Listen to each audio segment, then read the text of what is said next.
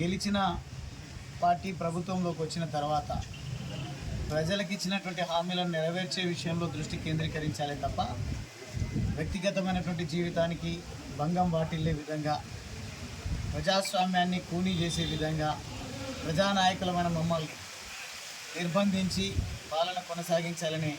ప్రయత్నం వాళ్ళు ఏదైతే చేస్తూ ఉన్నారో దీన్ని మేము పూర్తిగా ఖండిస్తూ ఉన్నాం. ప్రత్యేకించి నా నియోజకవర్గం అచ్చంపేట నియోజకవర్గం లింగాల మండలం అంబటిపల్లి గ్రామంలో గుడి ప్రారంభోత్సవ కార్యక్రమానికి నేను నా సతీమణితో సహా కలిసి వెళ్తున్నటువంటి సందర్భంలో మధ్యలోనే పోలీస్ వారు మమ్మల్ని వెల్దండ పోలీస్ స్టేషన్లో అరెస్ట్ చేసి ఉంచడం అనేది నిజంగా బాధాకరం, శోచనీయం. దీన్ని తీవ్రంగా ఖండిస్తూనే ఈ సందర్భంగా ఒక విషయాన్ని పేపర్లలో, టీవీలలో ఎన్నికల కంటే ముందు లేదంటే కాంగ్రెస్ పార్టీ అధిష్టానాన్ని ఒప్పించడానికి, మెప్పించడానికి, కొనుక్కోవడానికి వారు చేసినటువంటి ప్రయత్నాలు ఏమైనా ఉండొచ్చు. ఒక బాధ్యతాయుతమైనటువంటి పదవిలో ఉన్నటువంటి రేవంత్ రెడ్డి గారు,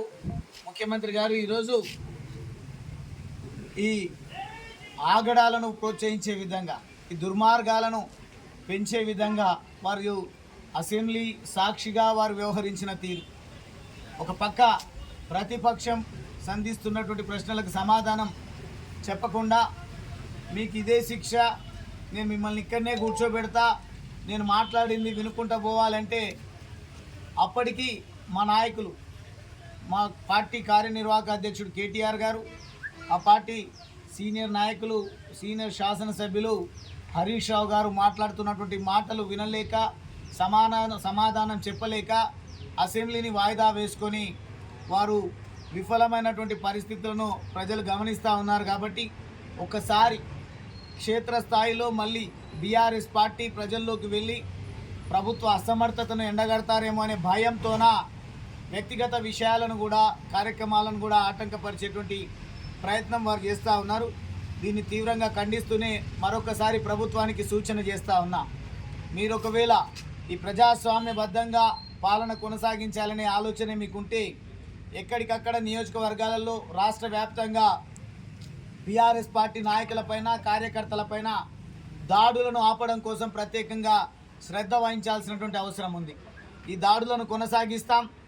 భయభ్రాంతులకు గురి చేస్తామంటే పోరాడితే పోయేదేమీ లేదు, బానిస సంఖ్యలు తప్ప అనే నినాదంతో ఉద్యమాన్ని చేసినటువంటి మేము అదే ఉద్యమ స్ఫూర్తిని ప్రదర్శిస్తాం. ఖచ్చితంగా మీ ఆగడాలను, మీ దుర్మార్గాలను ఎండగడుతూ